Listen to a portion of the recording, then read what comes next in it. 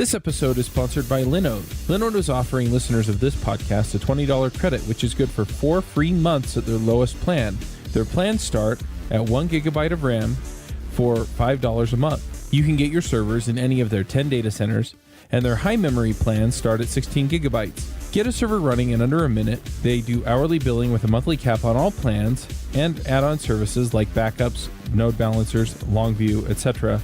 VMs for full control, running Docker containers, encrypted disks, VPNs, etc. You can run a private Git server. They provide native SSD storage, 200 gigabit network, and Intel E5 processors. They have 24/7 friendly support, even on holidays, and a 7-day money-back guaranteed. So go check them out at linode.com/JavaScript Jabber. Hey everybody, and welcome to another JavaScript Jabber. This week we are still at Microsoft Connect. I'm talking to Nishant Thacker. He works on the data team for Microsoft. Do you want to give just an explanation of what you do and... Sure, Chuck. Yeah, I'm Nishant Thacker. I'm the technical product manager for all things big data at Microsoft. So, look after the Hadoop stack, all the Spark offerings, the newly announced Azure Databricks service, everything with regards to Azure Data Lake and Stream Analytics and Advanced Analytics as well. So, yeah, pretty interesting stuff there. Totally. Now, this audience is mostly JavaScript developers. We have people in other areas as well, depending on what their expertise is. But I don't know. A lot of people are starting to get into big data, either because they're looking at having large data sets for machine learning, or they have some kind of reporting that they need to pull together, or things like that. So how do you at Microsoft think about big data? Like, how do you define it? So yes, that's an interesting question. A lot of people think about big data as just big in volume, but big data is not just about data that's big in volume. It's also about the complexity of the data that's coming through. In essence, it could be about the velocity of the data, the speed at which you're ingesting it. It could also be about the variety of data, the types of data that you're catering towards.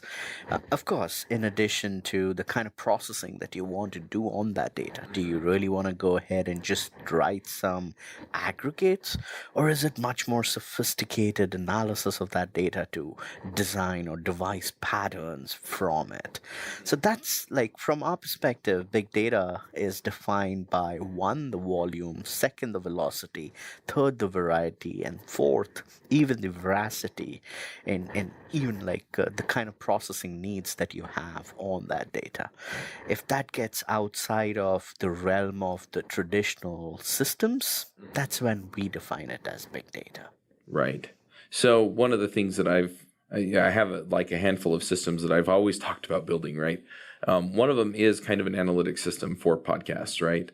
And so initially it's just going to, collect data, and it's not going to be that large. But eventually, I'm going to want to process it and say, hey, look, we have a lot of iPhone listeners. I'm going to want to process it and say, we got so many downloads of this episode on this day or over this time frame or things like that. And it seems like the traditional thought processes around large data sets with machine learning is overkill. I just need something that can process the data and give me the certain metrics that I want from it. Certainly, yes. I mean, there are these metrics around. Let's say you just want some basic analysis around your listeners. Well, that's perfect. You put your podcasts out. You even go ahead and understand who your audience is, how they're tracking in. Are they mobile listeners? Are they web listeners? Are they tablet listeners? Are they listening it via an app? Are they listening it via a portal, etc.? That's pretty easy stuff. Now, just imagine if you could now go ahead and associate those numbers to specific patterns or specific topics or specific terms that are being discussed inside of your podcasts. Just imagine if you could go ahead and determine that your listeners want to listen about iOS topics much more, even during potentially discussions or podcasts which are kind of tangentially related to iOS, right? And that ways you get an analysis, a deeper insight into what your customers' behavior is. How much duration do they listen to? Are they looking for specific tones before they switch off? Are they looking at specific insights before they can really get engaged with your podcast?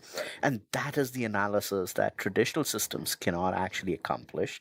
That's where you need systems which go beyond it, which can read into audio files, potentially even look into trends of click streams, etc. And that's where you really get into the realm of complex data processing and big data, etc.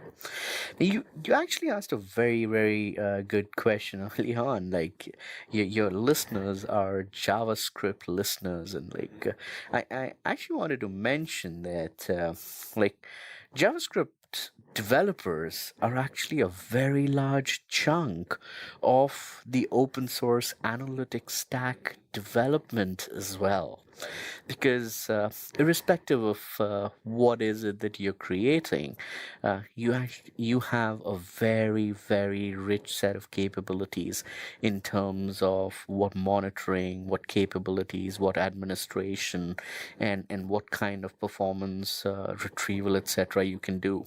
And JavaScript is one of those options that open source developers are very used to, and they leverage it to the fullest within the Apache org and the foundations there.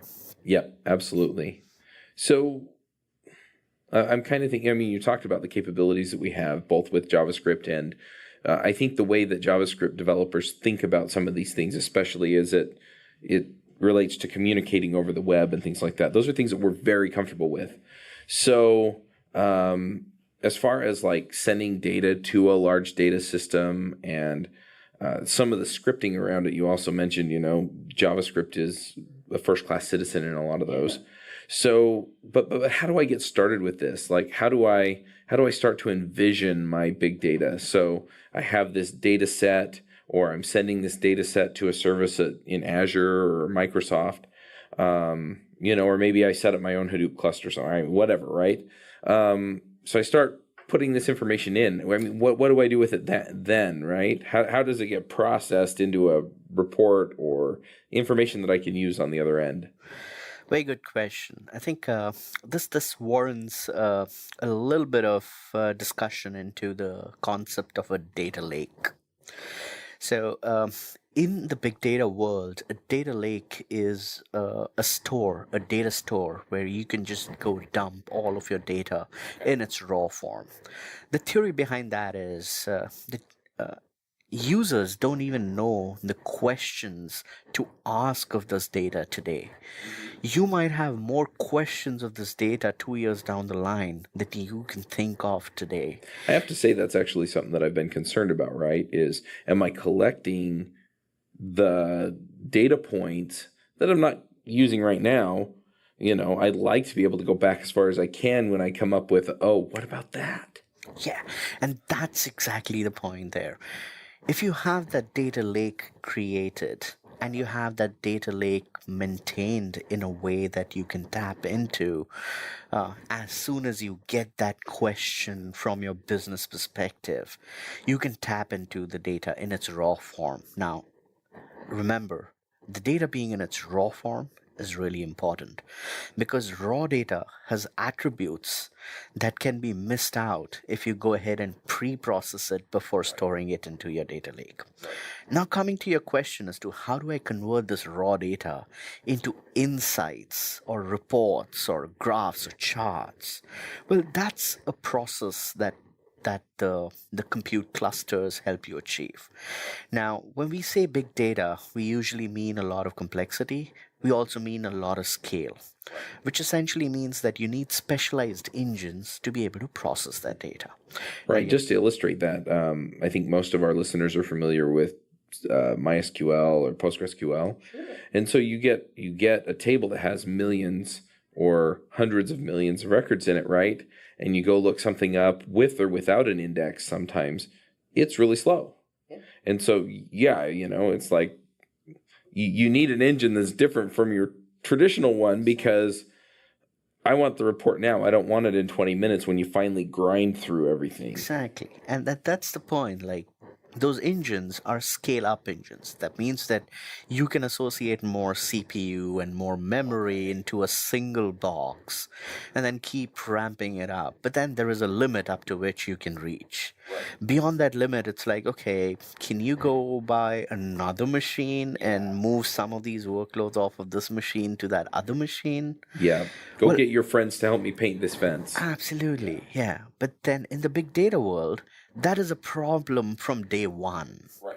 So the way that design works is not a scale up, it's a scale out. Right. Absolutely. In essence, you're literally going ahead and saying, okay, give me a set of cheap commodity machines, which are very low cost, but give me a number of them, potentially 100, if not 1,000 of them.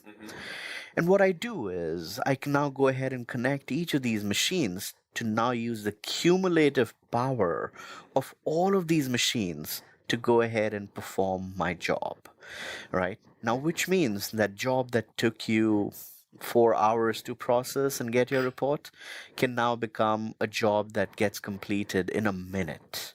And in essence, you're getting responses back in sometimes interactive response times with new engines like Spark, which do in-memory processing, etc.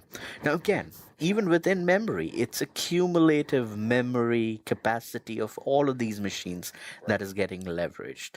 So that is really important for people to understand that big data means scale out. And when you scale out, you get the cumulative power of all the individual machines that you're coming in from. Now, as we get along that process, that is just one part of it. The scale out is for the scale that you need, but then you need specialized engines to process specialized kinds of data. So you could be getting a video file, you could be getting an audio file, you could be getting potentially JSON files or XML files or CSVs or even plain text files. Like, how do you go decipher all of that? So for that, these big data engines have specialized languages and tools that leverage the knowledge of Java internally or Python, etc.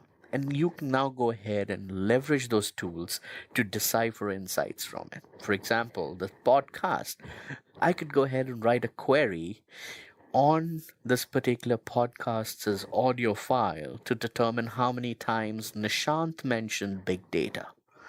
And I would get a response coming out of that. Now just imagine if I could join that query with the number of users who listen to this podcast. I could potentially go ahead and deduce what percentage or what probability it is that your listeners would love to hear more about big data. Yeah. Right? Right. Yeah, that's interesting. And then, so it seems like I think the analogy that I usually hear is map reduce, right? And so you're talking about mapping out all the information that you need. So how do you bring it all back in so that you have a cohesive report at the end of the day? Sure, yeah. So MapReduce is like a very primitive way. Well, like when big data first came to the fore, that was the engine. MapReduce was the engine that we would leverage, and Hadoop works majorly on it, right? Now, in essence, what happened is there was a progression that happened in that area, as with JavaScript, as with any other language, as with any other engine. And today we've kind of come a lot more in terms of an evolution from that engine. Now, to explain, conceptually it's still the same.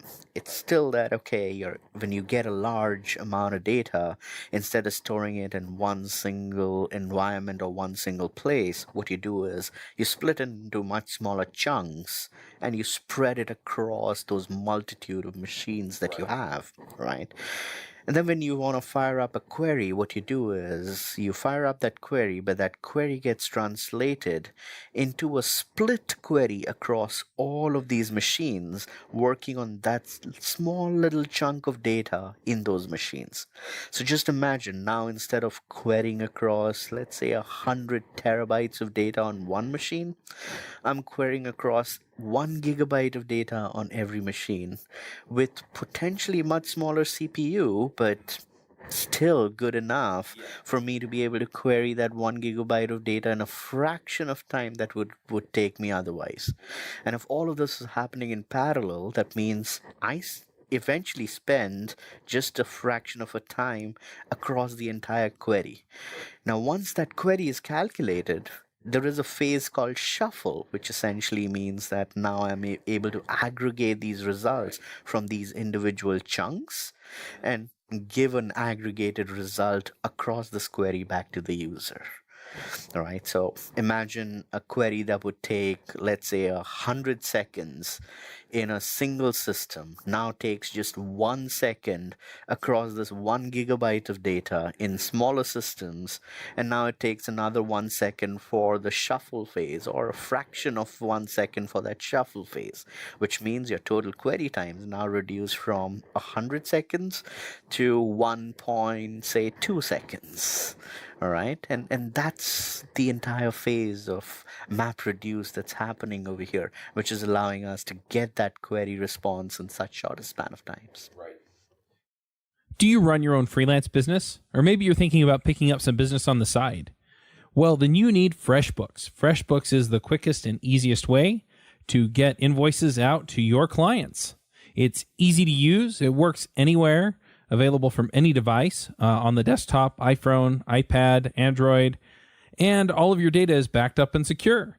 And it makes it really easy to get organized and get paid. You'll be tracking time, logging expenses, and invoicing your clients in no time. You can also save time billing, freeing up several days per month to focus on the work that you love, and you get paid faster. FreshBooks customers are paid on average 5 days faster because there's a link on the invoice that says "Pay me now." And it's a great way to grow your business. Plus, FreshBooks is offering a 30-day trial. That's right, 30-day trial if you try them out. So go to gofreshbooks.com/devchat and enter devchat in the How Did You Hear About Us section. Once again, for a 30-day trial, go to gofreshbooks.com/devchat and enter devchat in the How Did You Hear About Us section. And so when you write this query, you're telling it what information you need and how to format it so that you can use it. I mean, what's the structure of this query, right? Is it pull all this stuff out and then eventually give me this? Or do you have to give it a step-by-step? All right, that's a very interesting question. So, in essence, as a developer, I don't have to do anything at all. It is the engine that is taking care of spreading or distributing that query across the multitudes. Right. So if you're using Hadoop, it's the Hadoop engine. If you're using Spark, it's a Spark engine.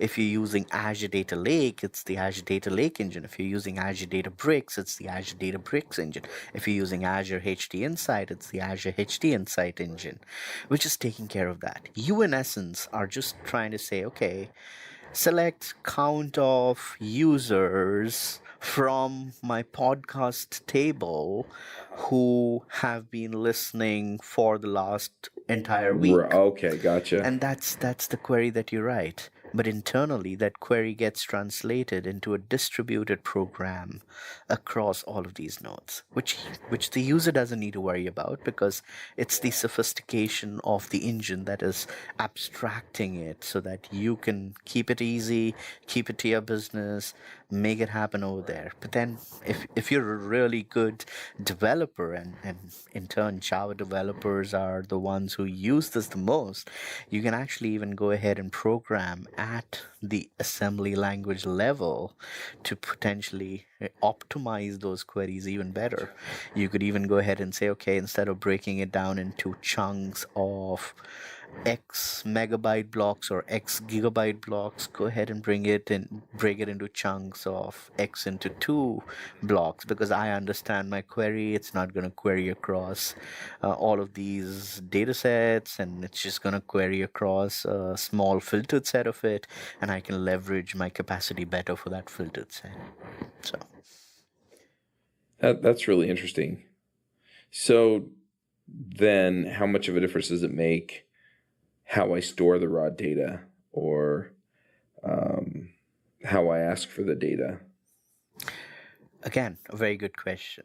Again, that's something that's completely abstracted from the developer or the data engineer, as we call like the developers who work in our world, Right. But I right? can see, like, if I'm running a Node.js application and I'm sending request information to the data lake, right? If I structure it one way versus another way, I may be able to optimize, the query that I eventually send to the system that gets, disseminated down and back up, versus another way. Or does that just really not matter because the engine abstracts the data structure away from you? Well, I think it's important for us to understand one thing. First, you would not have a Node.js application talking to a big data cluster directly. Never. Okay. A big data cluster is for analytics needs. Okay. It is catered towards deep analytics that you want to do with it. All right. Now, in turn, a big data cluster can go ahead and process a lot of that data, derive a filtered or aggregated insight from I it. gotcha. And then you query that from the Node.js app. Exactly. And feed it into, let's say, a Azure Cosmos DB or a Or Postgres or MongoDB a or yeah. MongoDB or a Cassandra or something like that. And that is where your Node.js applications are connecting to.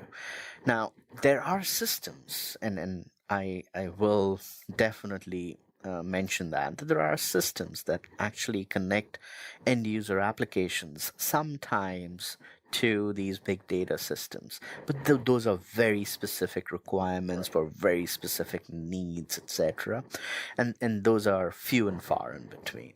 Gotcha. So one other thing that I'm wondering about then, you mentioned, hey, we'll spread this across, 100 or 1,000 machines, right?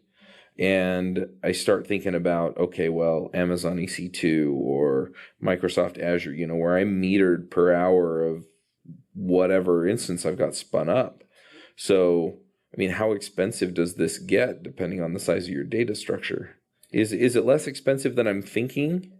No, I mean, to be frank, big data is a workload that is expensive. So when you spin up 100 VMs, even if you spin it up for an hour for processing, that means you're leveraging 100 compute hours.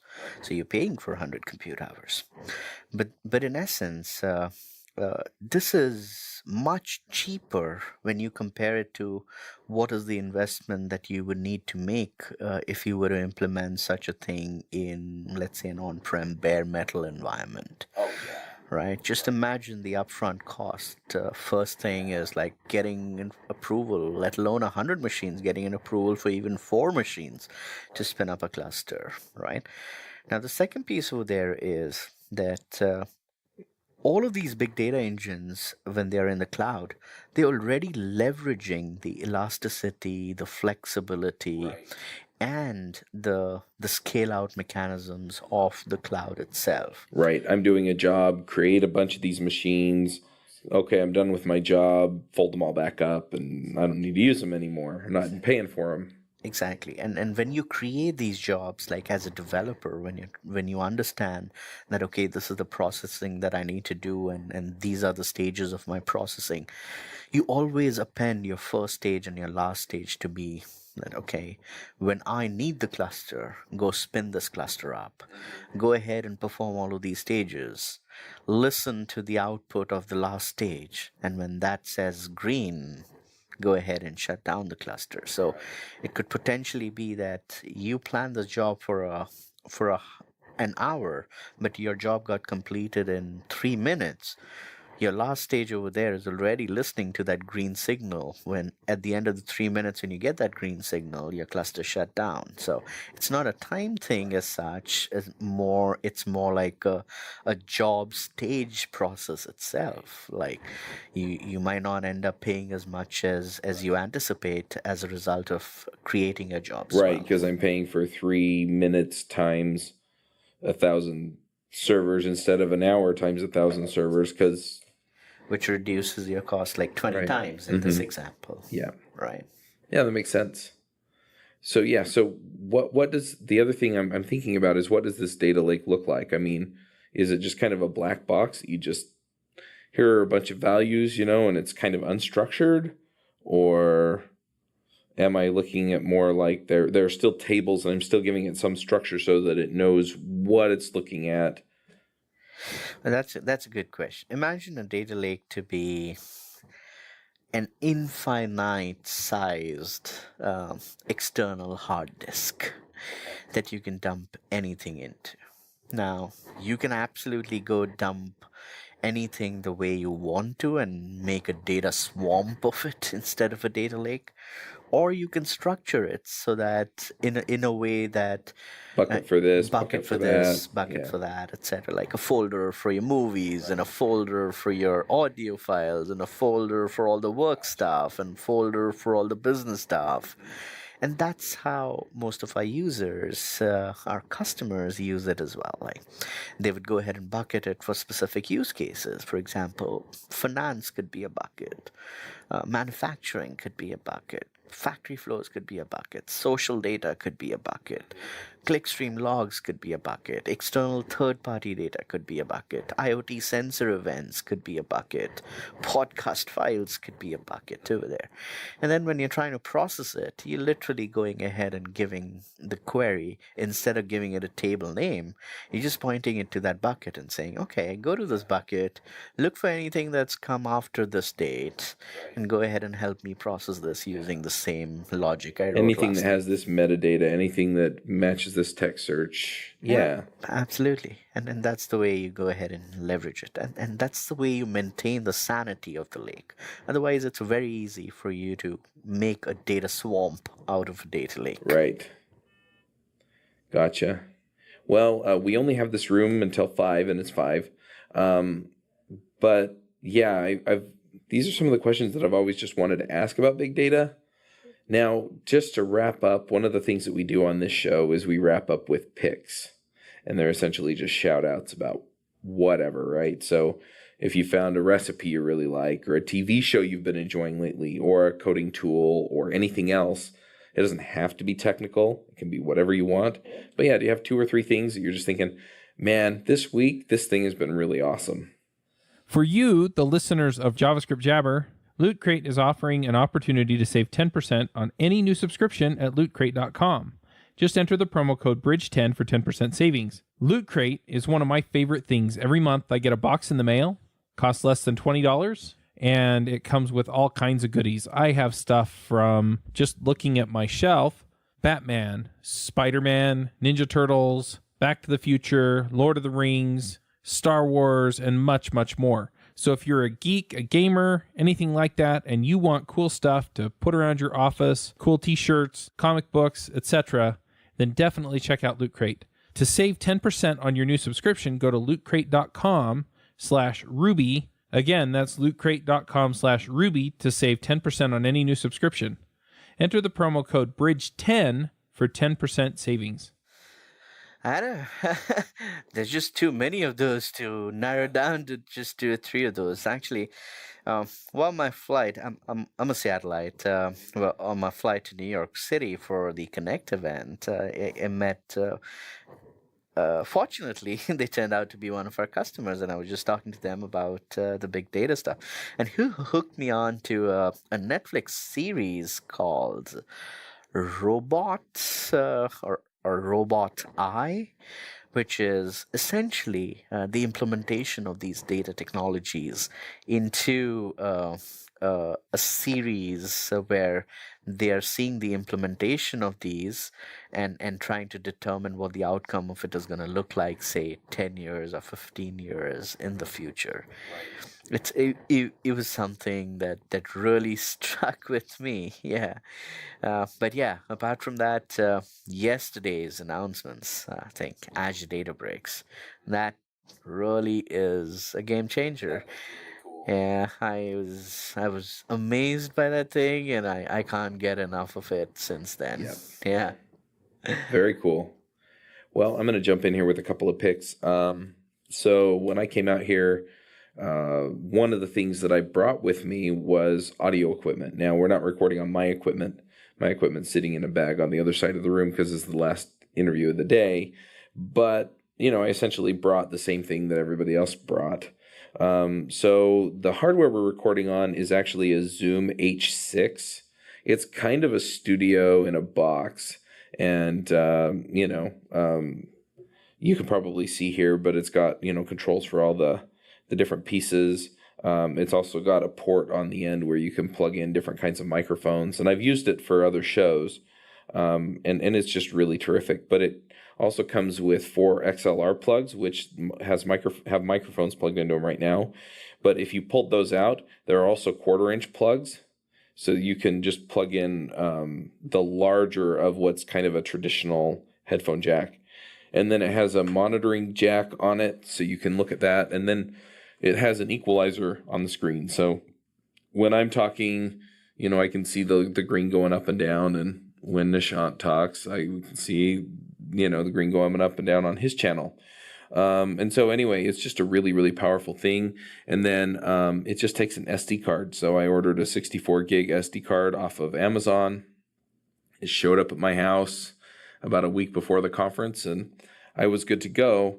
The other thing that I brought with me are Shure SM58 microphones.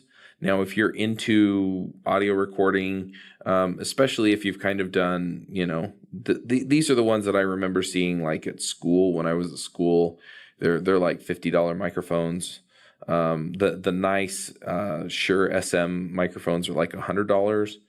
And, so I had a couple of them in my bag and a couple of XLR cables. And the Zoom H6 provides phantom power. In other words, it powers the mics. The mics require power. And so, so a Shure SM58 or 2, which is what I have. And then the Zoom H6 are really terrific. I'm also going to pick the mics that they have in this room. I don't remember what brand they are, but they're microphones that kind of go over your ear, and then they kind of come out in front of your face a little bit. They're kind of the wire mics that you see at presentations and stuff. And these particular ones, the thing that's really nice about them is that they dampen the room noise a little bit because they're so close to your mouth that it just picks up the near range and filters out the far range. The Shures do that as well, just not as well as these. So anyway, I'm pretty happy with the setup that we've got going here. And I'm looking forward to doing more remote recordings for this. So anyway, those are my picks. I'm just looking at the mics here to see if there's a brand name on them somewhere, and I just don't see it. So anyway, thank you for coming and talking to us about big data. I think this was a really great introduction to the topic. And if you want to hear more about big data, just let me know. People generally have my email. It's chuck@devchat.tv. And if people want to get a hold of you or check out what's going on with Microsoft and data, where do they go? Well, my blogs, MSDN blogs tag is null interface, so nice.